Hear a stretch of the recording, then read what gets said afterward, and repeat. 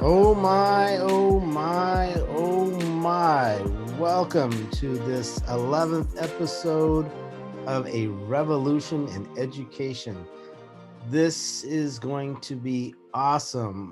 One of my favorite people in all the world, Antonio Boyd, a firecracker, change agent, social justice warrior, doing everything he can to make the difference in the lives of youth, particularly in the South, but all over the United States.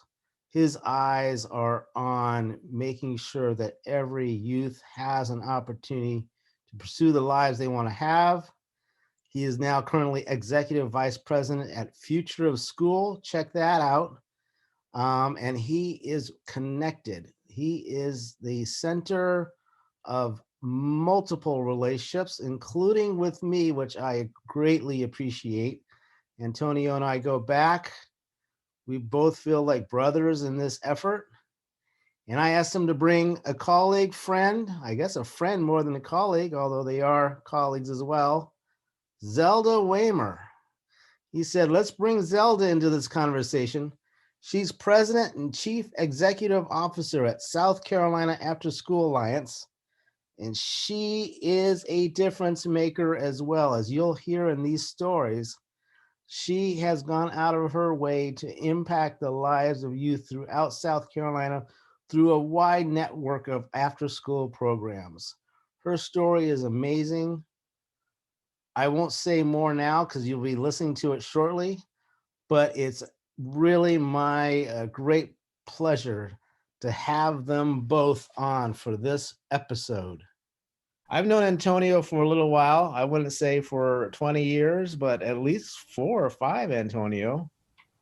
Every time Yes. I see you, I want to say, "Hey, brother, what's going on?" Because I do think of us as brothers in this effort to make a Yes. difference. And particularly, we think a lot about the kids who are not growing up in the best of circumstances, perhaps, whether it be Charlotte, North Carolina, or Columbia, South Carolina, or any of these inner city or rural areas or semi-rural. Actually, doesn't really matter. We've got students not only in the South, but across the country who we don't think are given a proper leg up in life for whatever way we want to frame that.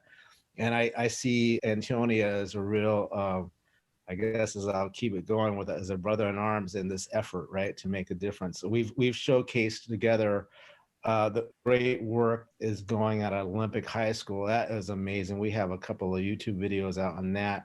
And Mike Rielon and his group, and then the kids who are fantastic. And you got to listen. Anybody who hasn't seen that YouTube video of the kids talking about what they've been able to do coming out of Olympic High School and become breadwinners for their families in some cases, which is amazing, right? And other schools that Antonio's been a part of. Now he's CEO of School of the Future. Is that right? COO of Future of Schools. COO. Okay. All Yeah, I right. don't want to get in trouble. I'm not And CEO. I'm COO. all right. So that's something to pay attention to. Future of School. Want to give him a shout out. Doing some good work, right? And Antonio's joined on that effort.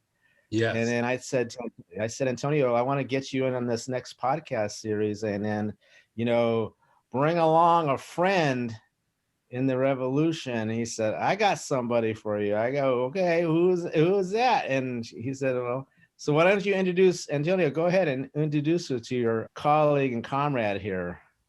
Sure. This is Zelda Waymer. She is the president of the South Carolina Afterschool Alliance, and her organization has a statewide reach. Basically, they are the after-school programs in all of our districts across our entire state. But a little bit more about this lady as a leader. The South Carolina, when it comes to after school, Zelda has been with the organization for many years. I won't give the number because she looks so young. She just got the job. She looked like she just got the job yesterday, but they are a national leader in after school for the entire country.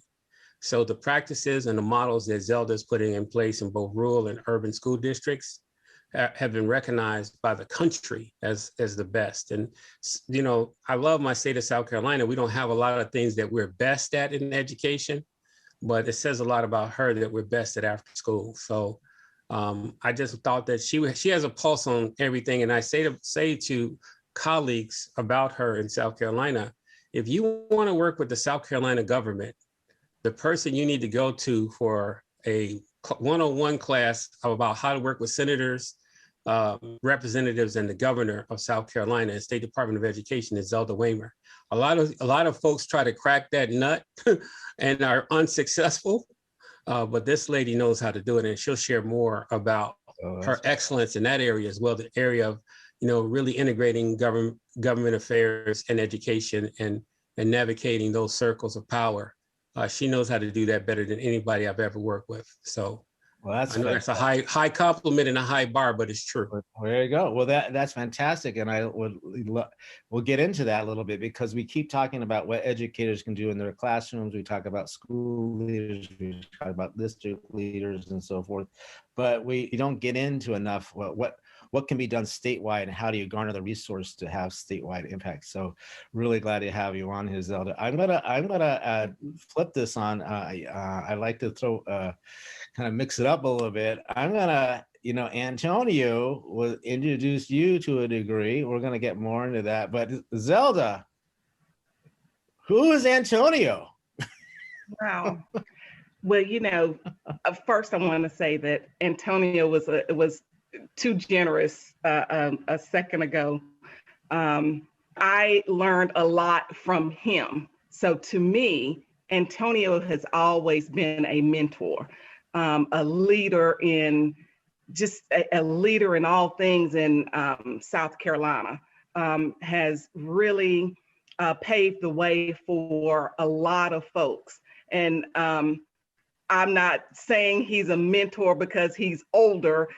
We look at each other as brother and sister, but just the knowledge that he has, and that he brings back, and he, you know, he looks back and tries to really support, you know, support those around him, and that's what I appreciate about Antonio.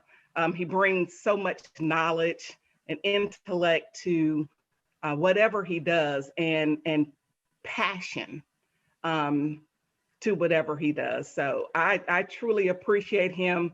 He'll tell you, I will call him or send him a text. Hey, let's talk. Let's you know, let's just discuss some things, because he is, you know, just full of knowledge. So I appreciate him so much. So that's who Antonio is to me. Yeah, and Dr. Unger, the call before the call was Zelda had got the good news that she's going to be working on a project with the governor. And in our typical text, email fashion, she was like, this is what we're going to do. You know, how do we navigate this? And we were kind of collaborating a little bit about what the outcomes of that project will look like. I won't steal her thunder if she chooses to share it. But that's the kind of conversations we have. It's more about strategy. When you're trying to actually get, you know, large scale programs on the ground, you know, how do you navigate, you know, because as you know, and as we've been taught at Northeastern, all education is local, right?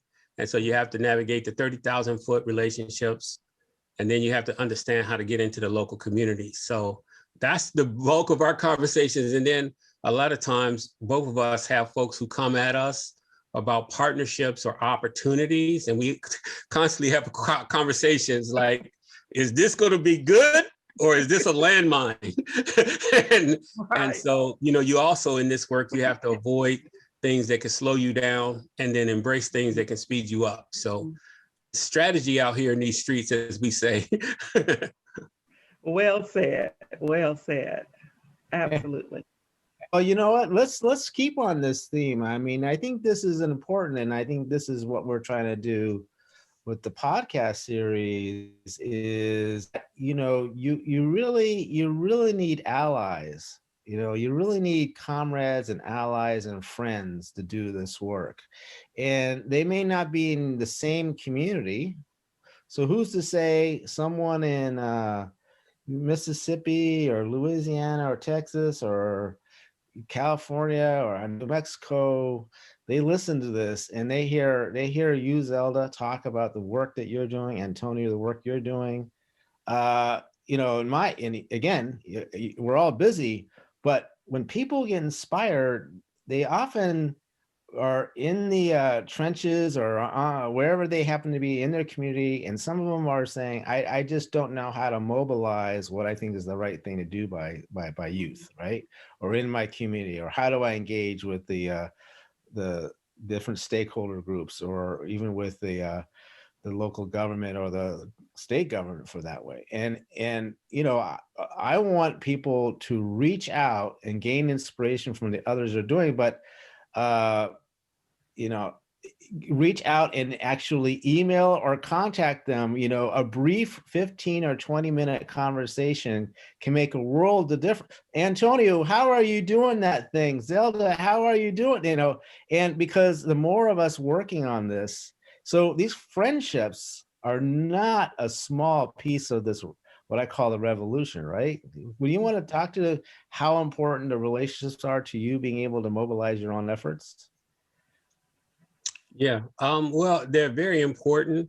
And specifically in South Carolina, it's all relationships. You know, we're in the South, and the South is all about sweet tea and relationships, right? And it's about, you know, being able to have lunch and being able to, you know, our best deals are done. You know, some people will say at the golf course. Ours are done, you know, at the, you know, what we call a meat and three vegetables. What do we call it? A meat and three, where you sit down and you have a nice Southern lunch and you build a relationship. And, you know, one thing about the South also, just in that context, you can build relationships quickly, but you can burn those same relationships quickly. So the best thing you can do for yourself in relationships is not just be a taker, but also be a giver. You know, I have all kinds of people wanting to hit Antonio up for what I have, and then they disappear. Those are not my relationships. I let them disappear. They disappear themselves and I let them disappear. But the folks who are consistent, that come and bring something to the table for me, like today, even Zelda's talking to me. She's like, I want to see how I can engage you in this process. See, that's a true relationship. It wasn't just, I want to get, you know, your knowledge. It was like, how can I engage you? And the last time I talked to her, you'll love this, Dr. Unger, Youth Corps, which is my research site. I've been talking to them for a year about becoming a part of the, well, part of the findings were that they're an after school program. They had never kind of notated themselves as an after school program, which I told them from day one, that's a huge mistake. Look at all the money that's designated to after school programs. So Zelda and I were talking one day and I was like, I got to connect Youth Corps with you.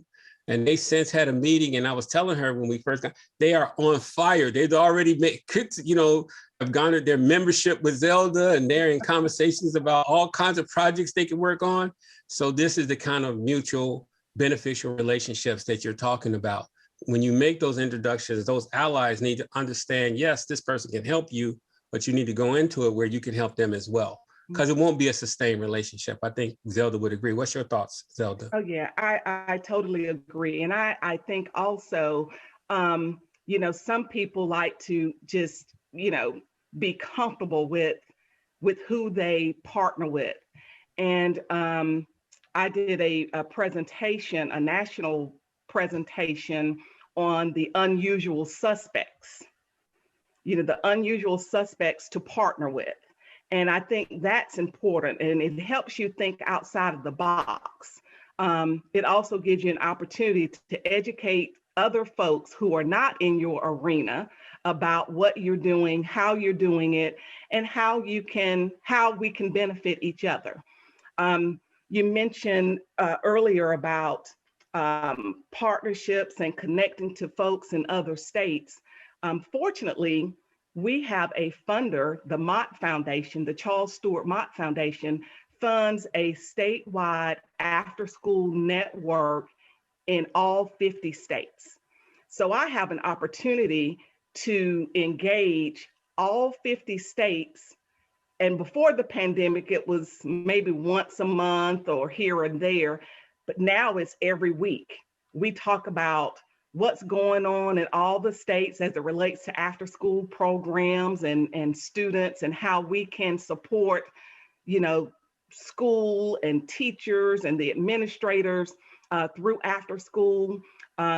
Fortunately enough, I also have the opportunity to hear what they're doing in California, what they're doing in Arkansas, Nebraska, the state of Washington, Georgia, Florida, just to get an idea of what's going on and how I can take that strategy from those states and how it pertains to South Carolina and parlay it in a way where it's beneficial for our students. And so both of you absolutely we're all on the same page in regards to, how to serve, how can we take a deeper dive into other areas to support our students. And so for me, it's how can we support our students outside of the regular school day?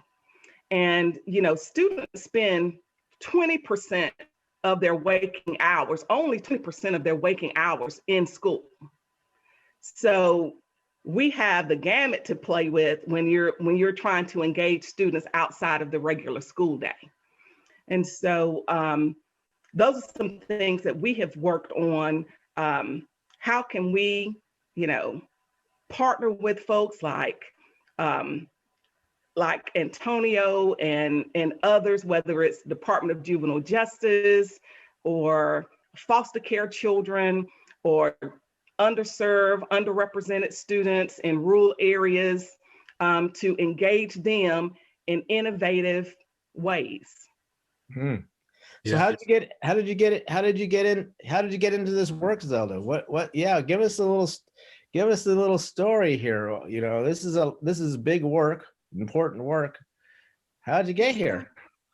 So, what's interesting is, I think, my faith is strong, and I think that, sometimes you just don't know where it's going to lead you.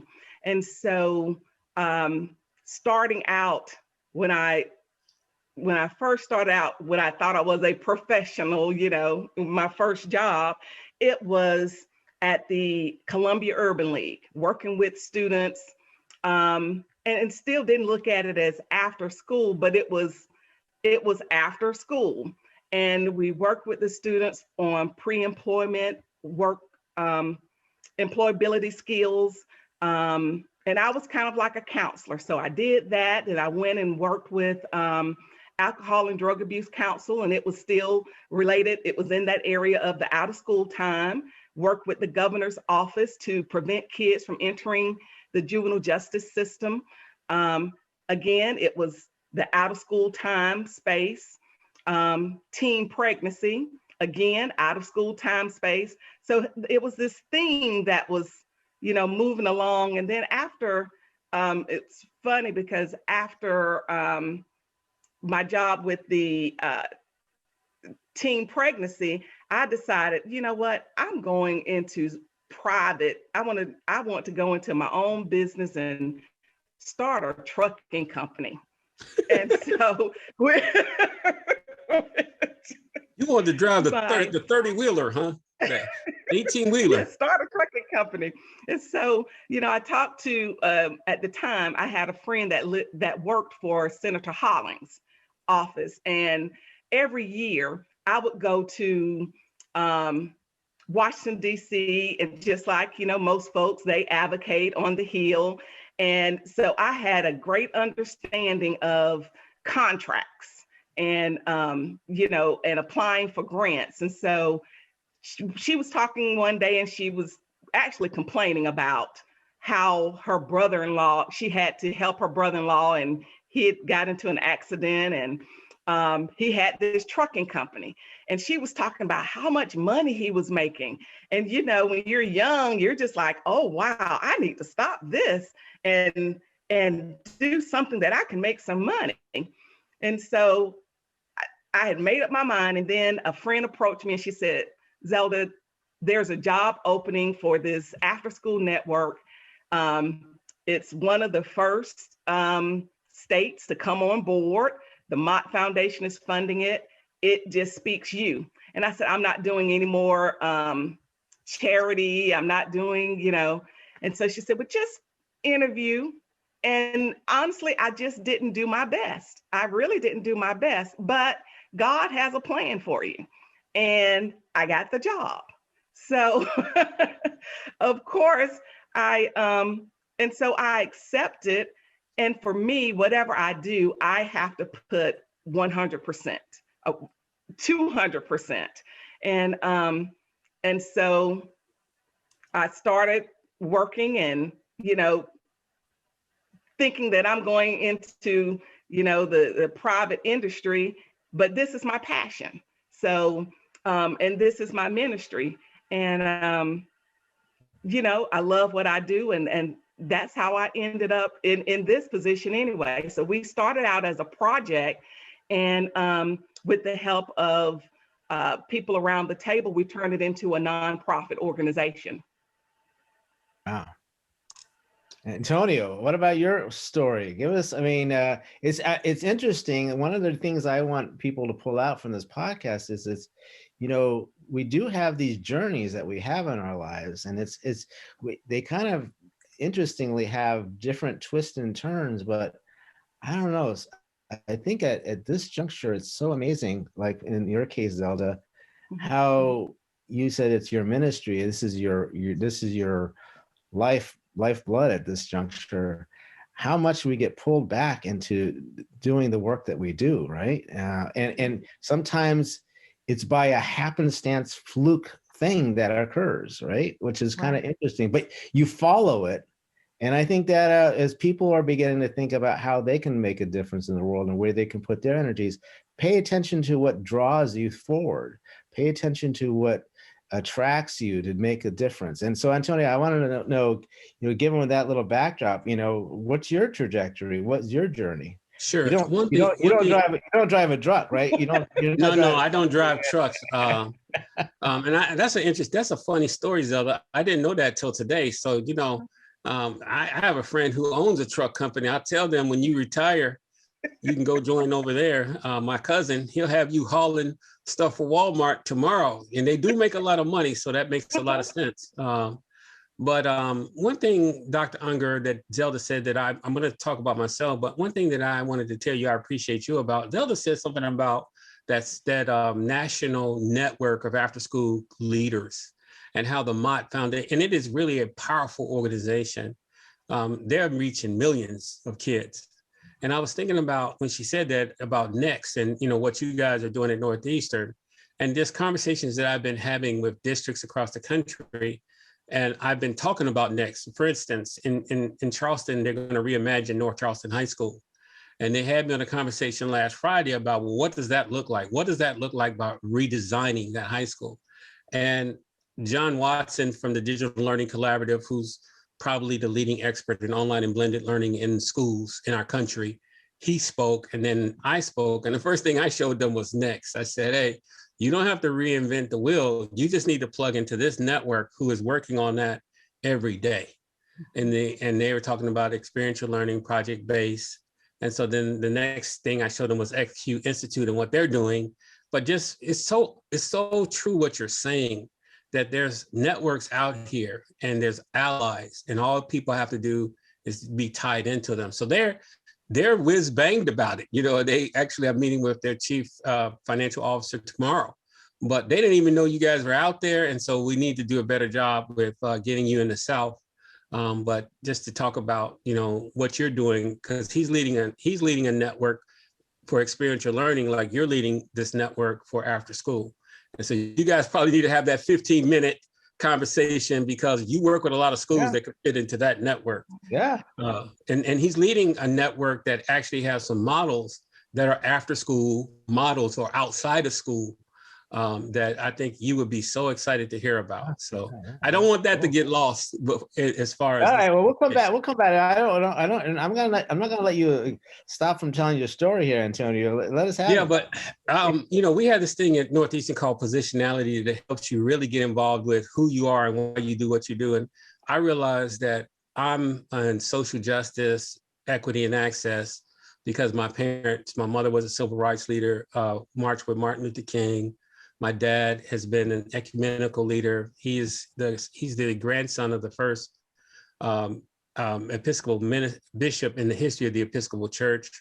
That's my stepfather. My father, he wrote and worked on the Roosevelt plan for prisoners, where prisoners now have the opportunity to go to high school and college while they're in jail.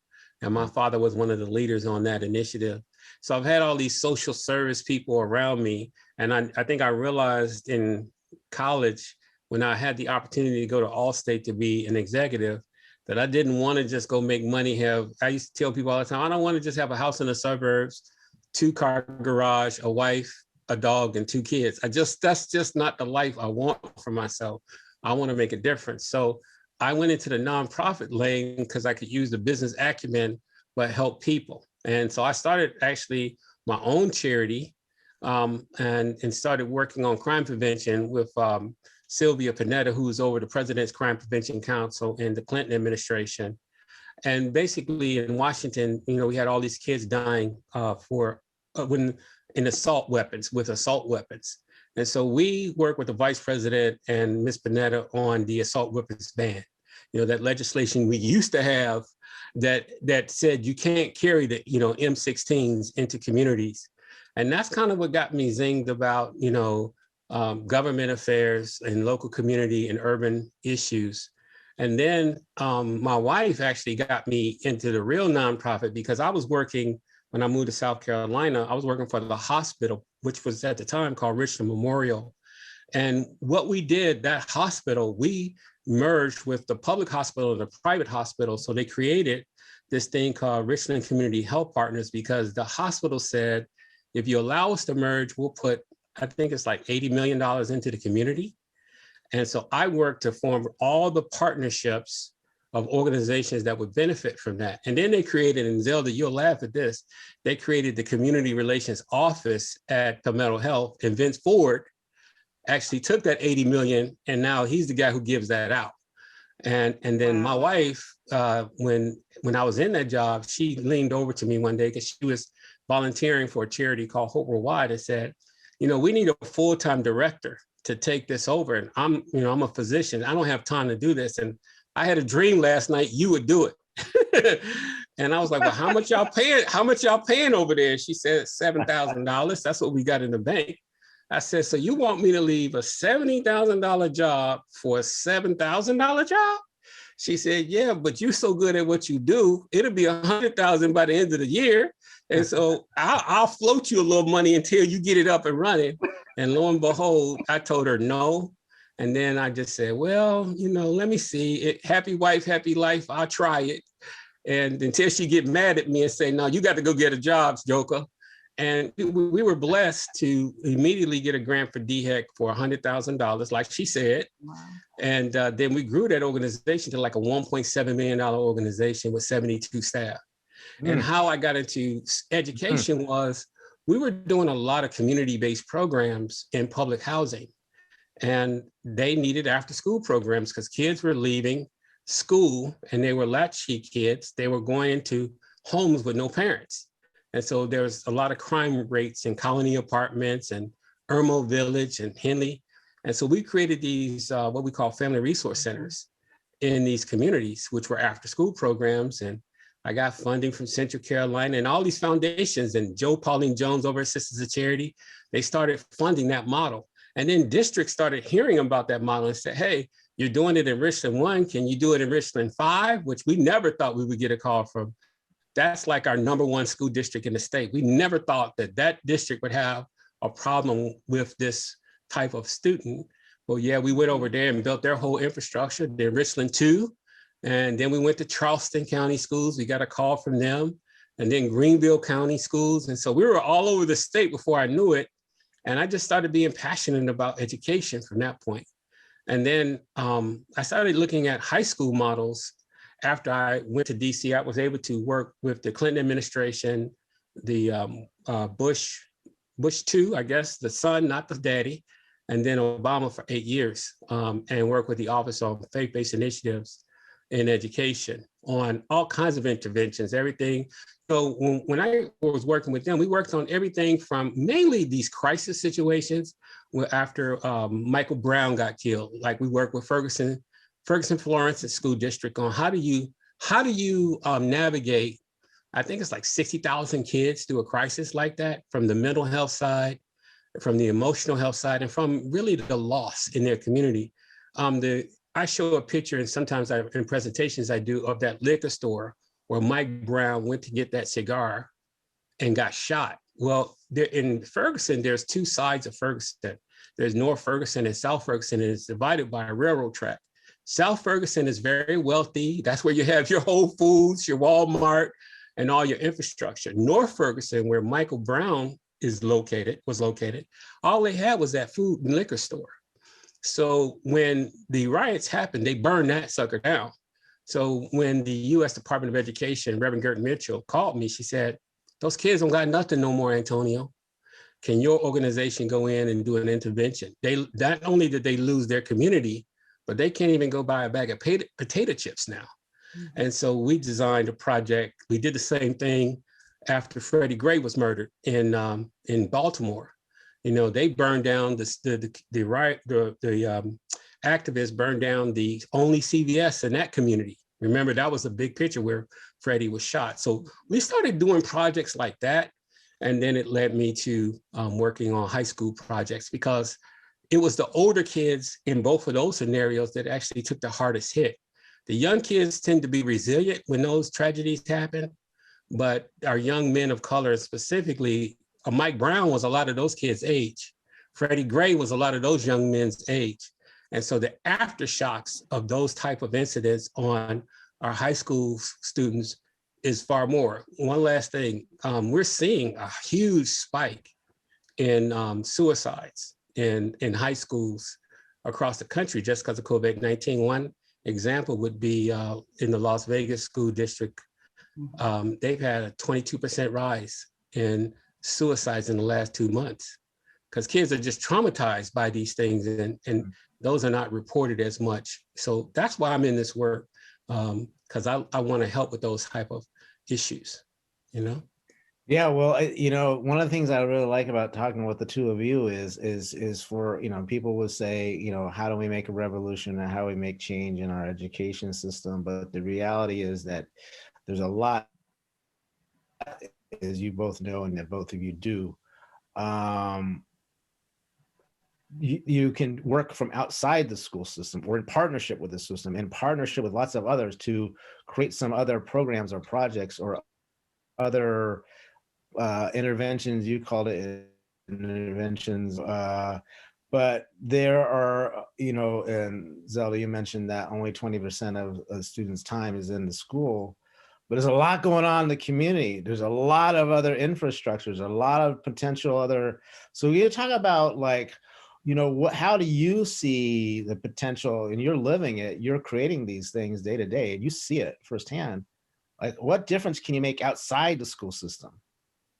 I think that students are not as engaged in school, and making learning fun, innovative.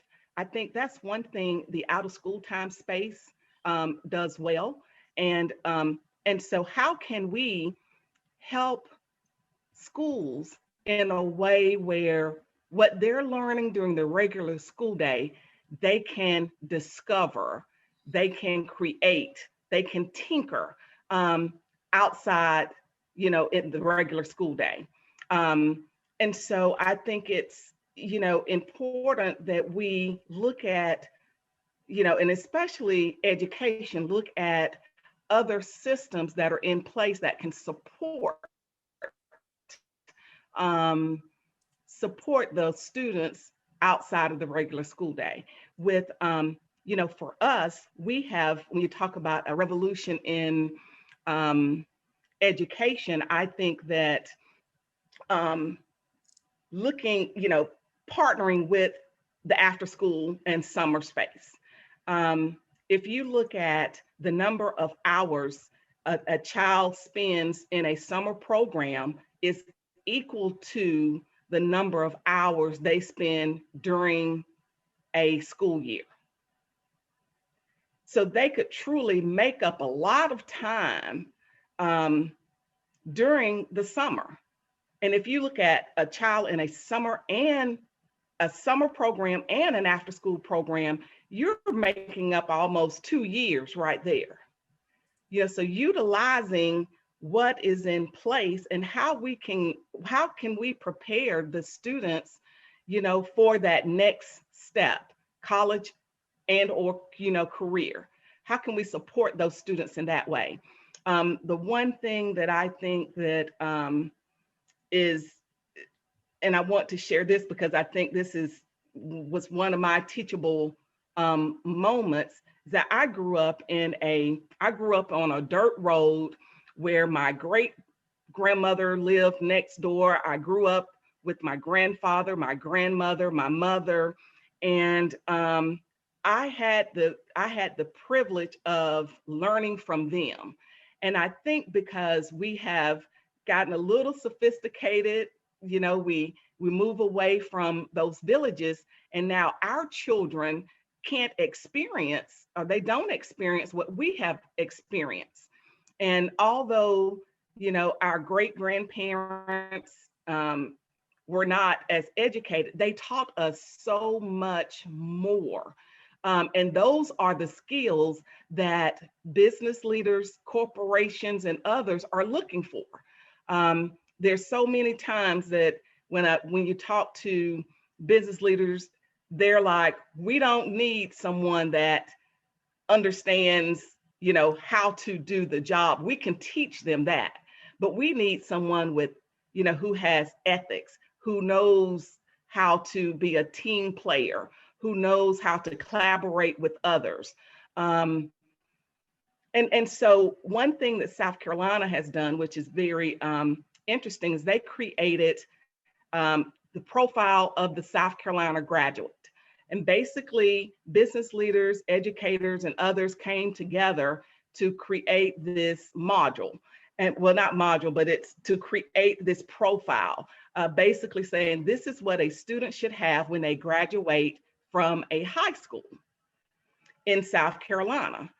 Well, it was created, but really nothing to measure it by. And so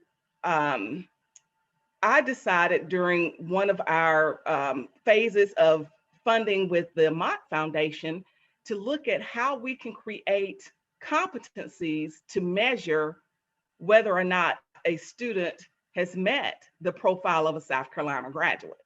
And so one thing that we're doing with high school students, and Antonio, that's becoming my passion too, is working with the high school students to prepare them for that next step. And so what we have done, we did a pilot partnering with Claflin University, working with 20 to 21 students, giving them an opportunity to live on campus so they understand what the campus life is like, but also providing them and connecting them with mentors. So researchers at the college, at the university, are matched with students who are in rural areas. So there's your underserved rural areas and students of color, and they were matched with mentors of color. And they had an opportunity to work in the lab and actually conduct research. The name of the program is the Biomedical Biomaterial Summer Internship. And so they were also paid a stipend, but the opportunity to really engage them, expose them to other things. And not that they had to be, interested in science, but I think the exposure means more than anything, where they can actually, decide whether they want to go down a, you know, to be a scientist or be a teacher or be a nurse or what have you. But just giving them that opportunity to really what we call project-based learning, it really, you know, do some experiential learning.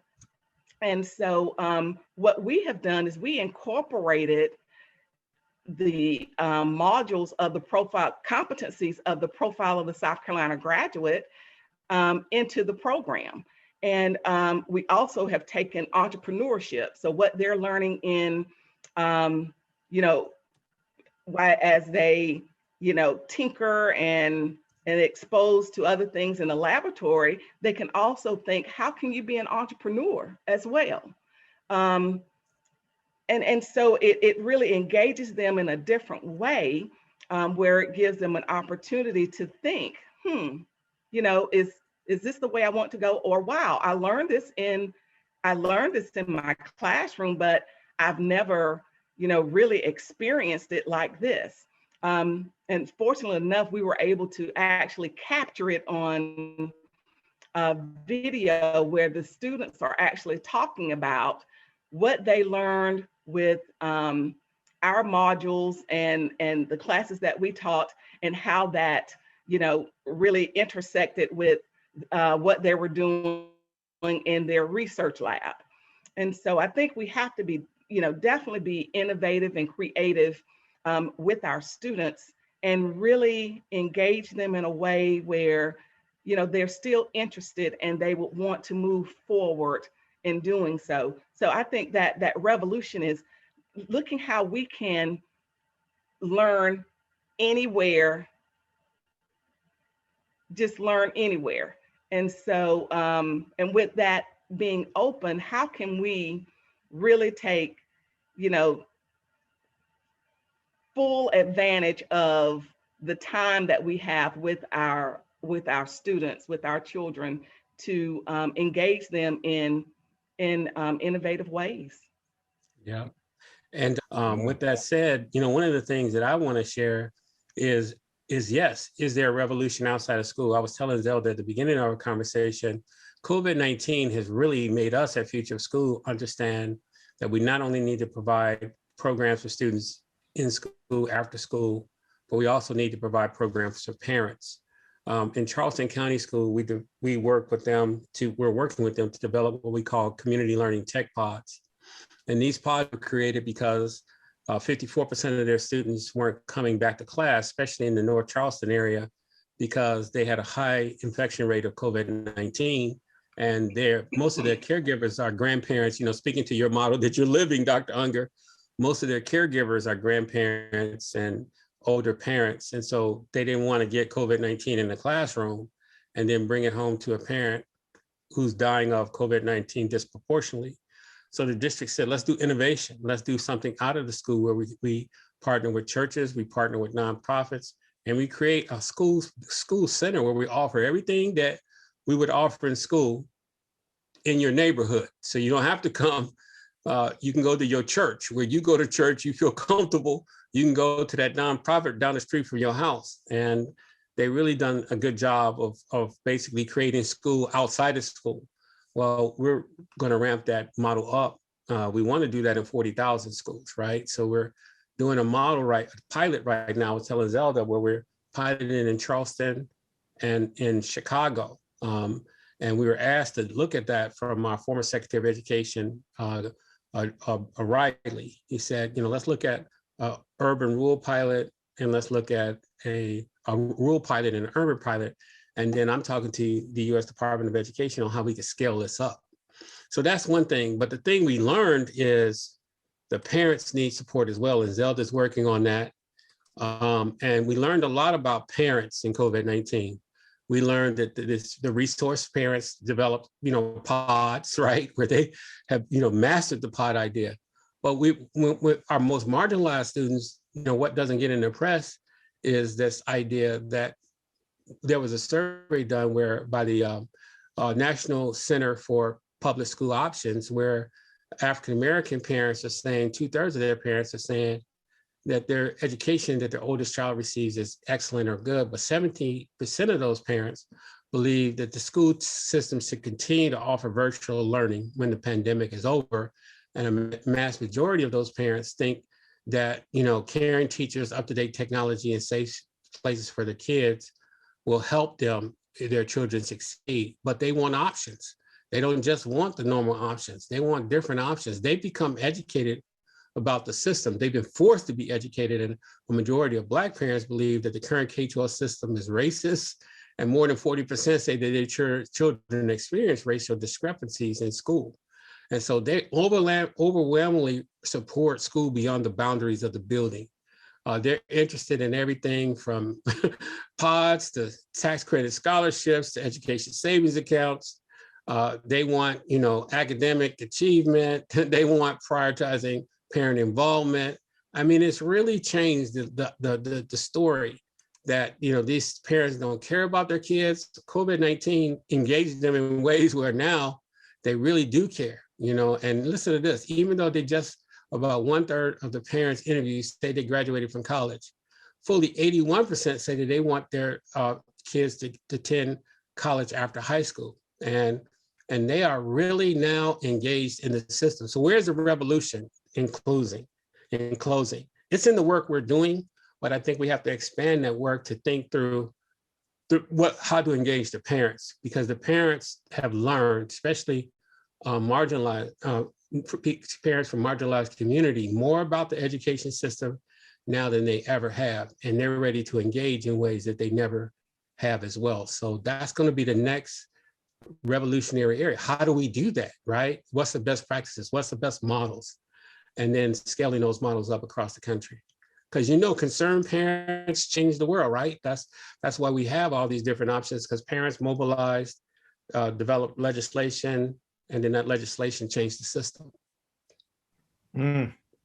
That's powerful stuff. And I don't think we've talked enough about parents and their dreams for their kids and the degree to which they feel like they can have an impact on the trajectory of their child. And it seems like this is a really great conversation because we think about a revolution in education, but education doesn't just happen within the walls of a school building, right? As Zelda so poignantly pointed out, the education she had living with her grandparents and her family on the dirt road. Antonio, the work that you have done in all these different programs throughout the state, and Zelda, another time I might want to get a specific podcast with a bunch of you on how do you mobilize government resources and other resources to do right by youth and not just rely on the school systems. I think schools need to change. But one of the things I talk about with a lot of my students is that if you really want to innovate, if you really want to do something different, it's really hard to do sometimes within the current school system. But I often do refer to them and think about what kind of little vacation program can you put together? What kind of after school program can you put together? What kind of summer program? Even if it's just a week long, how can you think about providing youth with experiences that could make a big difference in their lives? They're not necessarily within the walls of the K through 12 system and from 8 to 3 every day, but after school, weekends, and the summers and so forth and so on. And you guys are both an inspiration, I think, in the work that you do. I think one thing I want to say, and I'll leave you for final words, is that you followed your heart, you followed your passion, you're engaged in really moving the needle in assisting and supporting youth to be able to pursue lives that they can dream about, and that make it not just be a dream, but something that they can actually pursue. So it's been wonderful to talk with you. Zelda and Tony, you want to add anything to the mix? Any closing words on, what can people do in a short fashion to make a difference? I would say, if you're working with um, students, whether they are elementary, middle, or high school, give them an opportunity to experience, you know, learning in other ways. Expose them to um, things that you think that they may not be interested in. Um, and again, it doesn't always have to be within the four walls, but connect them. I think the important thing is, how do you connect school, after school, and beyond, to really, prepare our students for the future. Yeah, and I would say that Dr. Unger, that you're gonna love this. Take individual responsibility for making change. In your little small space, it's a large space, a large platform, but you're a little small space. You have a large platform of Northeastern and the great work that's been done there, but you didn't have the small space of this revolution and revolution education platform that you developed, whether it be the monthly newsletters or these podcasts. And we had an interesting staff meeting this week. I think it was this week or last week. Amy Valentine, who we both introduced, I introduced her to us and what we do at Northeastern. She showed the whole staff your newsletter and all the wonderful resources on there. And she was like, man, we got to create something like this. This thing is a beast. I'm learning so much from this. And Dr. Unger, that's your mentor, right? Yeah, this guy. And what it spurred to me is something that I talked to some folks about when I was talking I was asked to lead a podcast last week. You can make a difference in how an individual person committed to an idea can make a huge difference in a space. And they might not even realize it. Like, I'm sure you didn't realize that your little revolution education link is now being discussed at staff. And then one of the staff members said, hey, there's Antonio's article. And I didn't even know my article was in. That's like, yeah, okay, way to go, Doc. I never thought I would, I've come up, I'd have made the revolution education newsletter. But that's one thing. And then the other thing is this idea of career readiness education. Let me read you a little bit last points of data from this survey that they did of these us parents of color. The data indicates Black parents with lower levels of education are dealing with different concerns than their higher educated counterparts. They are dealing with school safety issues, lack of discipline, and access to career readiness education. And these are their priorities. There's a near unanimous support for providing students more access to career education type programs. So the work that Zelda's working on is right in that lane. The work that Next is working on is right in that lane. The work that we did with Olympic, our parents say they want that. 88% of the parents say, get my child ready for a job. That's the shift. That's the revolution. So let's just keep working on what we're working on. If we could just do what we're doing, we're going to be all right. Yes, I agree with you. I really appreciate, Zelda, for you joining and sharing your experience and your thoughts. Wonderful to hear about that work. I got to learn more about it. Antonio, obviously, you know how I feel about you and all the efforts you're doing, but we cannot do it alone. As much as we have to take individual responsibility, it's not an easy thing to make these things happen. That's why we started this podcast. You talked about your relationship, your friendship, how important that is, your connection with Amy Valentine and the School of the Future and these after school program networks. I actually believe, and I've said this more and more as I get into the podcast series, this is really for me a civil rights movement for our youth, for our families. It's about justice. It's about making sure that every individual student has the opportunity, or youth, I should say, because I don't want to say student, I want to say youth, because we don't know that they should be able to envision the lives they want to have, dream about what they want to do with their lives, how they can, and how they can give back to our humanity and make a difference in this world too. And if they're stuck in systems that they're not liberated in, that they don't feel that they're recognized in, that they don't have equity in, that is not right. And so, harkening back to, you said Martin Luther King and the work that was going on in the late 50s into the 60s, and it's not over.